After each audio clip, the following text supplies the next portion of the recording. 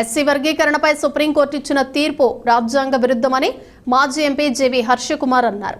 మంగళవారం భారత్ బంద్లో భాగంగా Rajamahendravaram RTC complex వద్ద ఎస్సీ వర్గీకరణ వ్యతిరేక పోరాట సమితి, మాల మహానాడు, దళిత సంఘాల ఆధ్వర్యంలో ఆందోళన నిర్వహించారు. బస్సులను బయటకు వెళ్లకుండా అడ్డుకోవడంతో తీవ్ర ఉద్రిక్త పరిస్థితులు నెలకొన్నాయి. ఈ సందర్భంగా ఆయన మాట్లాడుతూ భారత్ బంద్ దేశవ్యాప్తంగా చేస్తోందని తెలిపారు. ఆంధ్రప్రదేశ్కు సంబంధించి సుప్రీంకోర్టు కేంద్ర ప్రభుత్వం కలిసి ఎస్సీ వర్గీకరణ కుట్రపూరితమైన తీర్పు ఇచ్చిందని అన్నారు. ఆర్టికల్ 341 సవరించకుండా షెడ్యూల్ క్యాస్ట్లోని కులాలను కలపడం, తీసివేయటం కానీ కుదరదని అన్నారు. అంటరానితనం ప్రాతిపదికన ఎస్సీ కులాలు ఏర్పడ్డాయన్నారు. ఎస్సీ వర్గీకరణ రాజ్యాంగ స్ఫూర్తికి విరుద్ధమని ఆరోపించారు. సుప్రీంకోర్టు తీర్పును దేశమంతా ఖండిస్తోందని అన్నారు. ఎస్సీలలో ఏబీసీడీ వర్గీకరణ 341 అధికరణను సవరణ చేసి దళితులను విభజించాలని కోరారు. నరేంద్ర మోడీ ఓటు బ్యాంకు రాజకీయాల కోసం దళితులను విభజిస్తున్నారని ఆగ్రహం వ్యక్తం చేశారు. ప్రముఖ న్యాయవాది మర్రి బాబ్జీ, బీఎస్పీ నాయకులు ఇసుకపట్ల రాంబాబు మాట్లాడుతూ ఎస్సీ వర్గీకరణ రాజ్యాంగ స్ఫూర్తికి విరుద్ధమన్నారు. వర్గీకరణను విరమించే వరకు ఉద్యమం కొనసాగుతుందన్నారు. హర్షకుమార్ను పోలీసులు అరెస్ట్ చేసి స్టేషన్కు తరలించారు.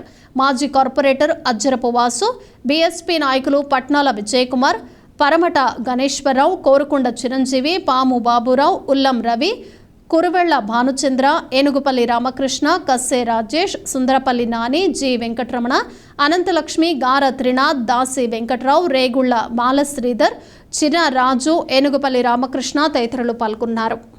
ఆగస్టు 1వ తారీఖున సుప్రీంకోర్టు ఇచ్చిన తీర్పుకి వ్యతిరేకంగా ఈ రోజున భారత్ బంద్ జరుగుతూ ఉంది. ఇది ఆంధ్రప్రదేశ్ సంఘాలు ఇచ్చిన బంద్ కాదు, ఆంధ్రప్రదేశ్ ఇచ్చిన మాల మహానాడు వాళ్ళు కాదు. భారతదేశంలో ఉన్న దళితులందరూ కూడా, అంటే కలిసి ఉన్న దళితులు, మాల మాదిగ కలిసి ఉన్న దళితులు ఇచ్చిన బంద్.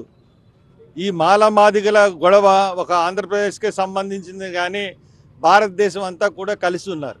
అటువంటి మమ్మల్ని విడదీయడానికి మీరెవరని చెప్పి సుప్రీంకోర్టుకి, కేంద్ర ప్రభుత్వానికి వార్నింగ్ ఇస్తూ ఈ బంద్ ప్రకటించడం జరిగింది. ఈ వర్గీకరణ అన్నది ఒక ఉభయ రాష్ట్రాల్లో తప్పితే వేరే ఎక్కడా లేదు.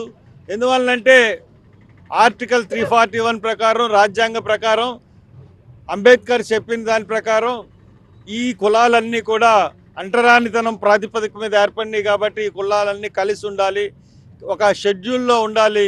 ఈ కులాలని విభజించడానికి కానీ వేరు చేయడానికి లేదు. ఈ రాష్ట్రాల్లోకి ఈ అధికారం కట్టబెట్టడం అన్నది పూర్తిగా ఈ రాజ్యాంగ స్ఫూర్తికి విరుద్ధం.